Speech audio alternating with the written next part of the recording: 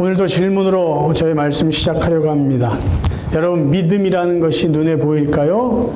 눈에 보이지 않을까요? 믿음이라는 자체는 눈에 보이지 않습니다. 하지만 믿음을 소유한 사람들의 삶을 통해서는 그 믿음이 눈으로 보여지게 되어 있습니다. 나는 하나님을 믿는 사람이다 라는 사람들에게는요, 언어를 통해서, 삶을 통해서 내가 믿는 하나님에 대한 믿음이 분명하게 드러나게 되어 있습니다. 저 사람의 믿음이 참 좋다, 성숙하다.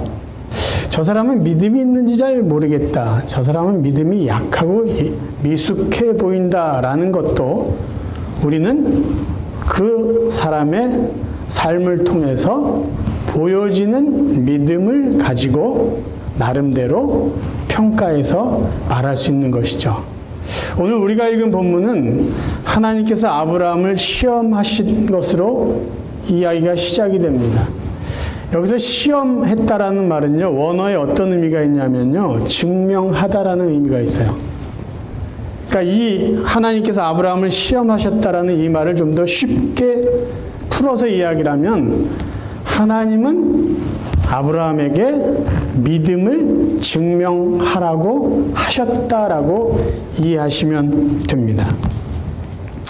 아브라함에게 믿음을 증명하라고 시험하신 그 내용이 생각보다 부담스럽습니다. 아니, 그렇게 약속하고 기다리게 하시고 늦게 주신 아들을, 하필이면 그 아들을 불에 태워 죽이라 라는 것으로 하나님은 아브라함의 믿음을 증명하라고 하셨어요.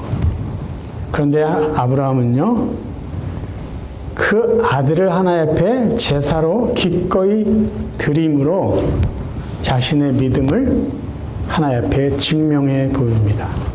근데 놀라운 것은요, 하나님뿐만 아니라 다른 사람들에게도 아브라함은 자신의 믿음을 증명해 보입니다. 오늘 그것을 여러분과 같이 살펴보려고 합니다. 첫 번째, 아브라함은요, 하나님께 자신의 믿음을 증명해 보여줍니다. 오늘 우리가 읽은 본문 내용 중에 10절, 11절, 12절 말씀 제가 다시 읽어드립니다. 손을 내밀어 칼을 잡고 그 아들을 잡으려 하니 여호와의 사자가 하늘에서부터 그를 불러 이르시되 아브라함아 아브라함아 하시는지라. 아브라함이 이르되 내가 여기 있나이다 하며 사자가 이르시되 그 아이에게 내 손을 대지 말라. 그에게 아무 일도 하지 말라. 네가 네 아들 네 독자까지도 내게 아끼지 아니하였으니 내가 이제야 네가 하나님을 경외하는 줄을 아노라. 하나님은요, 아브라함이 하나님 말씀대로 아들을 제물로 드리려고 하는 그 모습을 보시고 사자를 통해서 하나님의 감정을, 그 기쁨을 드러내십니다. 저는 이 11절에 아브라함아 아브라함아 두 번 부르시는 그 목소리를요, 이렇게 해석합니다. 하나님의 기쁨, 감동을, 하나님의 감정을 쏟아서 표현한 것이다 라고 저는 이해를 해요. 그러니까 이런 거죠. 막 급하게 아브라함 아브라함 이렇게 부른 게 아니라 아브라함아 아브라함아 네가 이제야 나를 제대로 경외하는구나. 만약에 하나님이 사자를 통해서 아브라함아 아브라함아 이렇게 빨리 조급하게 불렀다면요, 그 뒤 12절의 말씀의 분위기가 살지 않거든요. 근데 하나님이 너무 기쁘고 감동을 받아서 마치 주체하지 못하는 그 음성으로 아브라함아 아브라함아 내가 너무 기쁘다. 내가 너 때문에 너무 이 감정을 주체할 수 없어. 네가 이제야 네 아들조차도 아끼지 않고 나를 경외하는 것을 내가 지금 봤다. 그렇게 이야기하시는 거죠. 성경에는 분명히요, 하나님이 기뻐하실 때가 언제인지를 우리에게 말씀해 주세요. 우리가 하나님을 바르게 믿을 때요. 히브리서 11장 6절 믿음이 없이는 하나님을 기쁘시게 못한다고 돼 있어요. 반대로 이야기하면요. 믿음이 있으면 하나님 기뻐하시는 거예요. 지금 여기서 하나님 기뻐하시고 감동을 받으신 건요. 하나님의 믿음이 증명됐기 때문이죠.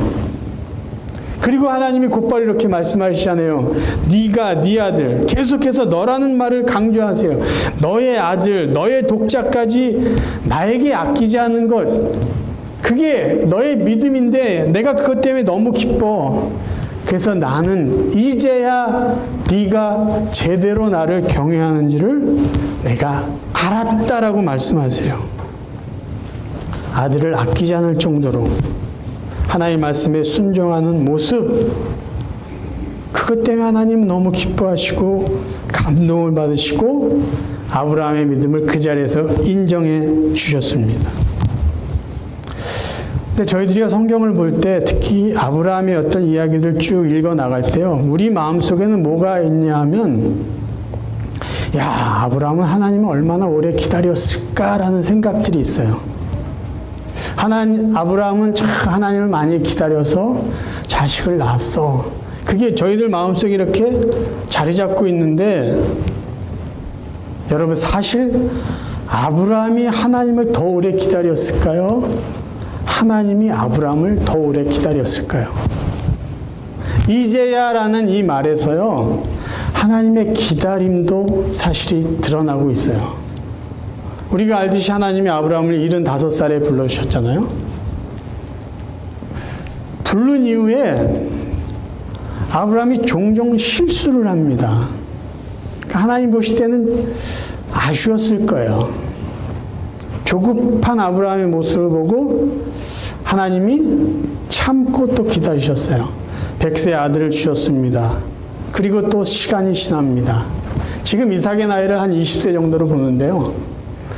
아브라함이 하나님을 기다린 것보다 하나님이 아브라함을 기다렸다는 관점으로 본다면 하나님은 아브라함을 몇십 년 동안 기다렸을까요?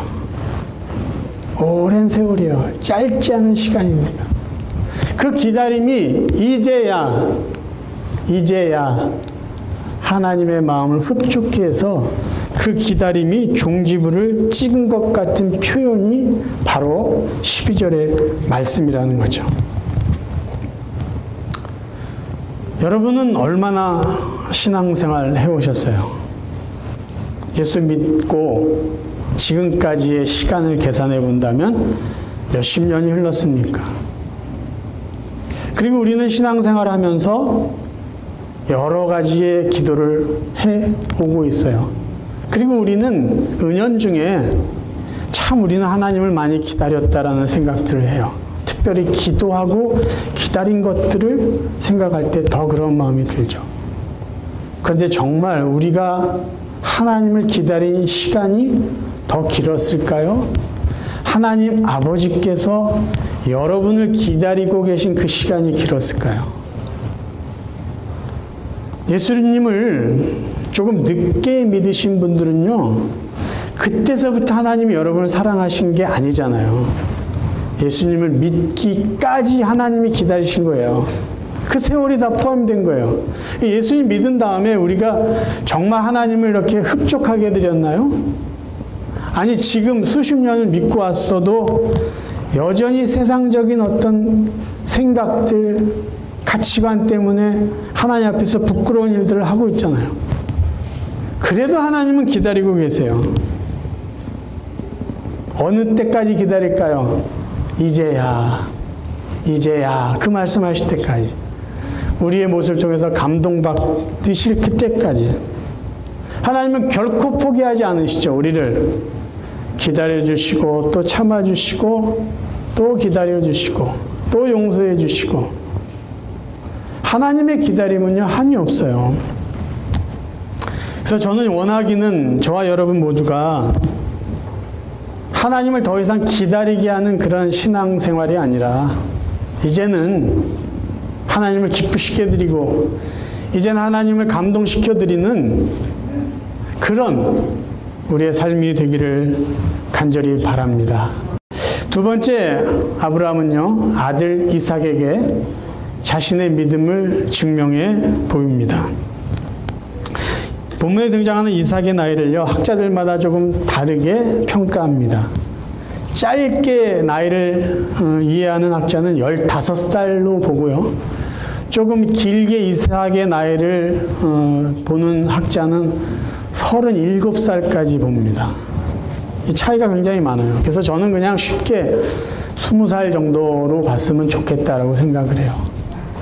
자, 20살 정도 된 청년하고 이삭의 나이가 20살이면 그의 아버지 아브라함 나이는 120살이 되는 거죠. 그렇죠? 100살의 차이가 나니까. 자, 이삭의 나이가 20대 건장한 청년이다라는 것을 염두에 두고 22장 9절 10절 말씀을 읽겠습니다. 하나님이 그에게 일러주신 곳에 이른지라 이에 아브라함이 그곳에 제단을 쌓고 나무를 벌려놓고 그의 아들 이삭을 결박하여 제단 나무 위에 놓고 손을 내밀어 칼을 잡고 그 아들을 잡으려 하니, 여기에서요 이삭이 저항하거나 반항하거나 도망갔다라는 표현이 하나도 없어요. 이삭은 분위기상 내가 지금 재물이 되고 있구나라는 것을 알아요. 그렇게 바보는 아닐 거 아니에요. 왜? 그는 그동안 아버지가 하나님 앞에 제사 드린 걸 보고 자란 사람이에요. 분위기가 내가 죽는구나라는 걸 알아요. 그런데 20살 된 청년이요 아무 저항을 하지 않습니다. 만약에 마음만 먹었다면 120세의 노인이 청년의 몸에 결박을 하고 나무가 쌓여있는 제단에 올려놓는 것, 그거 피하는 것 전혀 어렵지 않았을 거예요. 근데 이삭은 묵묵히 아버지가 하는 것을 순종합니다. 왜 그랬을까요? 먼저요, 아브라함의 순종, 아브라함의 믿음이 하나님 앞에 증명될 수 있었던 것은요, 아브라함 혼자만의 믿음이 아니었다라는 것을 우리는 기억하셔야 돼요. 아들 이삭의 순종이 있었기 때문에 아브라함의 순종, 아브라함의 믿음은 하나님 앞에 증명될 수 있었습니다.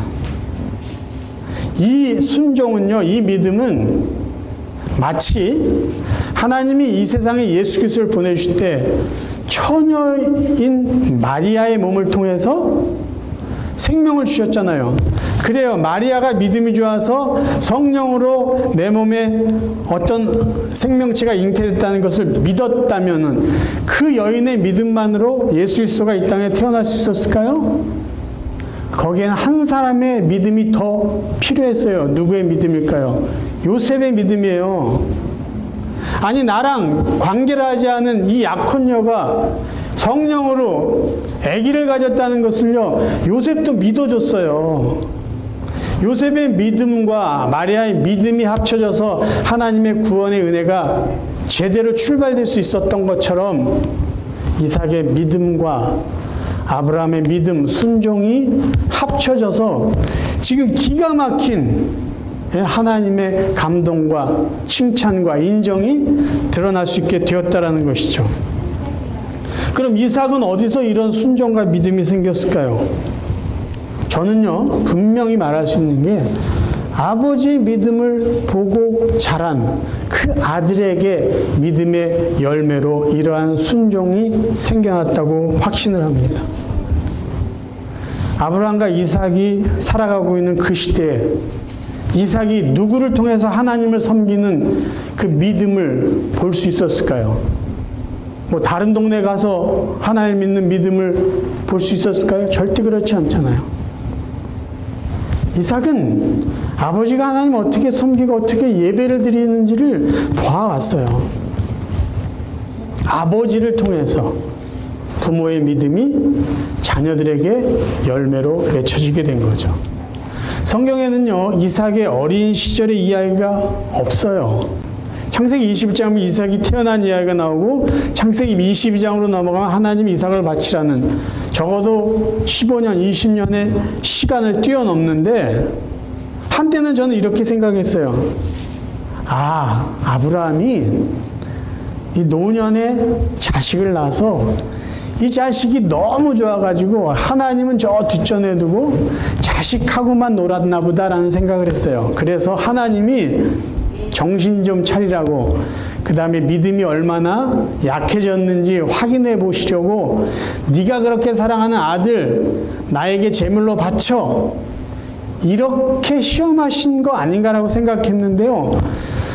성경을 다시 한번 보고 이삭의 순종, 이삭의 믿음을 보고 그렇지 않다라고 저는 생각을 한 것이에요. 성경에 나와 있지 않은 약 20년의 세월 동안 아브라함과 이삭은 어떤 삶을 살았을까요? 변함없이 하나님을 예배하고 하나님 앞에 제단을 쌓는 삶을 살았다는 거죠. 그래서 아브라함이 하나님 앞에 그 믿음을 인정받기 전에 먼저 누구에게 인정을 받았냐면요, 아들에게 인정을 받았다라는 것이죠. 그래서 하나님은 그것을 다 확인하고 싶어서 아들의 믿음까지도 하나님은 확인하시고 결국은 아브라함의 믿음을 인정했다라는 것이에요. 오늘 본문을 보면요, 이게 좀 가슴이 먹먹한 대화가 나와요. 저는 이걸 볼 때마다 아버지와 자식으로서 참 어려운 대화구나라는 생각을 합니다. 22장 7절 8절이에요. 이삭이 이르되 불과 나무는 있거니와 번제할 어린 양은 어디 있나이까? 아브라함이 이르되 내 아들아, 번제할 어린 양은 하나님이 자기를 위하여 친히 준비하시리라. 지금 이삭이 몰라서 아버지에게 이런 질문을 했을까요? 다 알았을 거 아니에요. 3일 길을 걸어오면서 아마 두 사람은 대화가 없었을 거예요. 그리고 혹시나 해서 이삭이 한마디를 던집니다. 아버지, 불도 있고 나무도 있고 아버지 손에는 칼도 들려 있는데 불태워 죽일 양은 어디 있습니까? 아버지는요, 아무렇지도 않게 하나님이 준비해 주실 거야. 근데 이 말이요, 잠시 후에 그대로 재현이 됩니다. 13절 아브라함이 눈을 들어 살펴본 즉 한 수장이 뒤에 있는데 뿔이 수풀에 걸려 있는지라 아브라함이 가서 그 수장을 가져다가 아들을 대신하여 번제로 드렸더라. 이삭은 결박에서 풀어났겠죠. 그리고 아브라함이 수장을 가져다가 죽이고 피를 붓고 쌓아놓은 나무 위에다 올려놓고 번제를 드렸을 거예요. 자, 그때 아브라함이 이삭을 바라보는 눈빛이 어땠을까요? 무슨 이야기를 했을까요? 저는 이런 이야기 했을 것 같아요. 봤지? 내가 말했잖아. 하나님이 준비해 주셨잖아. See? 봤지? 그 얘기를 했을 것 같아요. 아니면 그런 눈빛으로 아들을 자신 있게 바라봤을 거예요. 하나님을 믿음으로 제대로 섬기는 사람은요, 하나님께서 준비해 놓으신 은혜를 누리며 살게 되어 있습니다. 그리고요, 하나님을 제대로 섬기는 부모님들은요, 절대로 자식들에게 무시당하지 않도록 하나님께서 부모를 자식들 앞에서 세워주십니다. 믿음으로 말한 대로 자식들 앞에서 부끄럽지 않고 당당하게 살 수 있도록 하나님이 믿음의 부모를 세워주신다는 것이에요. 저도 자식을 키우는 입장에서 자녀들에게 믿음으로 인정받아야 된다라고 이 말이 부담스럽다는 걸 알아요. 어렵다는 걸 압니다. 그럼에도 불구하고 할 수밖에 없는 이유가 있어요. 하나님은 그걸 원하시기 때문이죠. 왜 자녀들 앞에서 믿음으로 인정받는 부모가 되기 어려울까요? 자녀들은요, 엄마 아빠가 교회에서 신앙생활하는 것만 보지 않잖아요. 집에서 우리 엄마 아빠가 성경을 읽는지 안 읽는지, 기도를 하는지 안 하는지, 어떤 언어를 쓰는지, 집에서 어떻게 성질을 부리는지, 다 알잖아요. 다 알잖아요. 그러니까 우리가 숨길 수 없는 거예요. 그럼에도 불구하고 엄마로서 아빠로서 가정에서 자녀들 앞에서 한 번 더 기도하고요. 한 번 더 하나님 말씀 읽고 한 번 더 믿음으로 살려고 노력하고 그렇게 살아가는 모습을 보여준다면 자녀들이 결국은 엄마의 아빠의 믿음을 인정할 수밖에 없다라는 것이에요. 그럴 때가 올 겁니다. 자녀들은 분명히 보고 있으니까요. 포기하지 마시고 하나님이 자녀들에게까지 배우자에게까지 가족에게까지 인정받는 믿음의 사람이 되기를 원하시니까 저희는 그렇게 노력하며 살기를 바랍니다. 그래서 자녀들에게뿐만 아니라 여기 할아버지 할머니들 계시잖아요. 손주들에게까지 우리 할머니는 우리 할아버지는 하나님 정말 잘 믿는 할머니야 할아버지야 그 소리를 우리가 들을 수 있도록 그런 날이 올 수 있기를 간절히 바랍니다.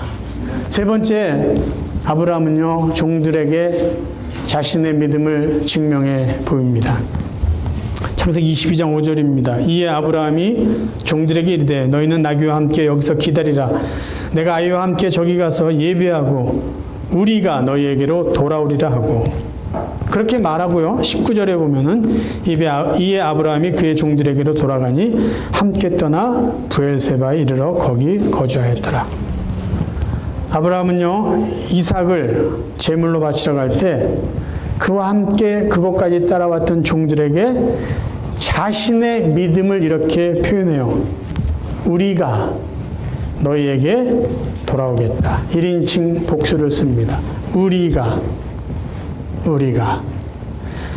히브리서 기자는요 이것을 아브라함의 믿음으로 이야기를 하고 있습니다. 히브리서 11장 17절 아브라함은 시험을 받을 때 믿음으로 이삭을 드렸으니 19절 그가 하나님이 능히 이삭을 죽은 자 가운데서 다시 살리실 줄로 생각한지라.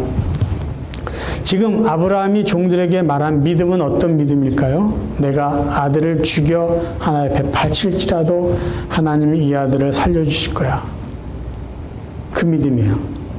저는 하나 더 나가서 이렇게 이해하고 싶습니다. 내가 이 아들을 죽여서 제물로 드린다면 하나님은 또 다른 믿음의 자녀를 주실 거야. 그 믿음이 있는 거예요. 확신 있는 거예요. 하나님께 대한 절대적인 믿음이 있는 거죠. 생명의 주인 되신 하나님을 믿는 믿음의 고백이에요. 그리고 잠시 후에 그가 말한 대로 우리가 돌아오리라. 아들과 함께 종들에게 돌아옵니다. 자, 산 밑에 있었던 종들은 어느 정도 알고 있었을까요? 그들도 평소에 주인 아브라함이 하나님 앞에 제사 드리는 것쯤은 보고 알고 있었을 거예요. 근데 오늘 제사는 이상하네. 동물이 없네. 그러면서 그들은 혹시나 했을 거예요. 혹시나 저 아들을 바치려고 하는 게 아닐까. 근데 조금 믿더니 연기도 나고 무슨 짐승 타는 냄새가 나는 거예요. 그러면 이거 혹시 아들을 잡아 죽인 거 아니야? 왜요? 그 시대에는 자식을 잡아서 불에 태워 죽이는 이방 신을 섬기는 그런 사람들이 있었잖아요. 아마 그런 괜한 걱정을 했을지도 몰라요. 그런데 잠시 후에 조금 전에 주인이 말한 대로 두 사람이 내려오는 거예요. 그들은 무엇을 보았을까요? 믿음을 본 거죠. 아브라함과 그의 아들 이삭을 본 게 아니라 아브라함의 믿음을 보고 있는 거예요. 아, 우리 주인이 말한 대로 하나님 앞에 제사 드리고 우리가 돌아온다라는 그 믿음대로 왔구나. 저분이 하나님을 제대로 믿는 사람이구나. 아브라함이 왜 하나님의 축복을 받는지 이제 알겠구나라는 것이에요. 믿음의 사람을 하나님이 왜 그대로 내버려 두시겠어요? 3일 길을 다시 브엘세바로 돌아갈 때 종들은 그 주인의 모습을 바라보며 믿음의 사람을 보며 그 믿음을 인정하지 않을 수 없었을 것입니다. 저희들이 믿음을 보여주고 우리의 믿음을 증명해야 될 대상은 누구일까요? 하나님이요? 맞죠? 우리 가족 맞습니다. 아브라함이 우리에게 도전해 주는 대상은 한 사람 더 있어요. 우리의 이웃이에요. 우리가 직장 생활하고 있는 그 삶의 현장에서 그들에게 우리의 믿음을 보여줄 필요가 있다는 거죠. 우리의 이웃, 우리의 성도, 우리의 친구, 거기까지 우리의 믿음은 보여주어야 된다는 것이에요. 그저 교회 안에서 우리의 믿음을 살짝 보여주는 그 차원이 아니라 가정에서도 직장에서도 우리가 머무는 삶의 현장에서 우리는 우리의 믿음을 증명해 보여야 된다는 것이에요. 사랑하는 성도 여러분, 저희들은 살아가는 동안에요, 정말 원치 않는 부담스러운 일, 불편한 일들을 겪을 때가 있어요. 그럴 때마다 저희들은 하나님 앞에 기도합니다. 하나님, 이거 아닌 것 같아요. 이거 너무 힘듭니다. 번거롭습니다. 불편합니다. 힘듭니다. 하나님, 이거 좀 빨리 사라지게 해주세요. 기도해요. 그런데 종종 하나님은 우리의 기도에 침묵하실 때가 있어요. 왜 그러실까요? 하나님은 그 시간을 통해서 우리의 믿음을 증명해 보아라 라고 기다리고 계시기 때문이에요. 아니, 그럼 왜 하나님 굳이 우리의 믿음을 이런 때에 증명하라고 하십니까? 왜 그럴까요? 하나님은요, 우리가 우리의 믿음을 증명해 보일 때 첫 번째는요, 여호와 이레의 삶을 살게 하십니다. 하나님이 준비해 놓으신 삶을 우리로 하여금 살게 하세요. 내가 준비한 양이 아니라 하나님이 준비해 놓으신 양을 가지고 우리로 살게 하시는 은혜를 주세요. 또 하나는요, 우리의 믿음을 하나님 앞에 보여드리면 하나님 우리의 자손을 축복해 주시고 그 자식을 통해서 다른 사람들을 축복해 주는 도구로 사용하시기 위해서요. 이제 저와 여러분의 남은 삶이요, 하나님께도 가족들에게도 이웃들에게도 우리의 믿음을 증명해 보이셔서 여호와 이레의 삶을 사시고 축복의 사람으로, 축복의 통로로 살아갈 수 있는 복된 성도들 되시기를 주님의 이름으로 축원합니다.